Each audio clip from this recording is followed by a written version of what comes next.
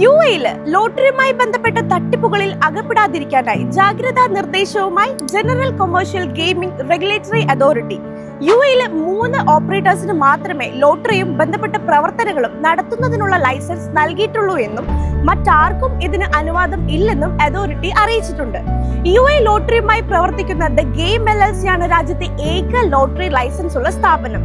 GCGRA റെഗുലേറ്ററിക്ക് കീഴിലുള്ള ഏക സ്ഥാപനവും ഇതാണെന്ന് അതോറിറ്റി പറയുന്നു. എന്നാൽ നേരത്തെയുള്ള, അതായത് ഏകദേശം 30 വർഷമായി രാജ്യത്ത് പ്രവർത്തിക്കുന്ന big ticket, Dubai duty free എന്നീ എയർപോർട്ട് ലോട്ടറികൾക്കും GCGRAയുടെ മേൽനോട്ടത്തിൽ പ്രവർത്തിക്കാൻ അനുമതിയുണ്ട്.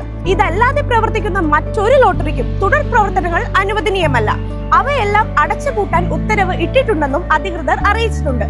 അതുകൊണ്ട് തന്നെ ലോട്ടറിയിലും ഗെയിമിംഗിലും ഒക്കെ പങ്കെടുക്കുന്നതിന് മുമ്പ് എല്ലാവരും ഓപ്പറേറ്റേഴ്സിന്റെ ലൈസൻസ് നില പരിശോധിക്കണമെന്ന് അതോറിറ്റി ഓർമ്മപ്പെടുത്തുന്നു. പ്രവാസികളുമായി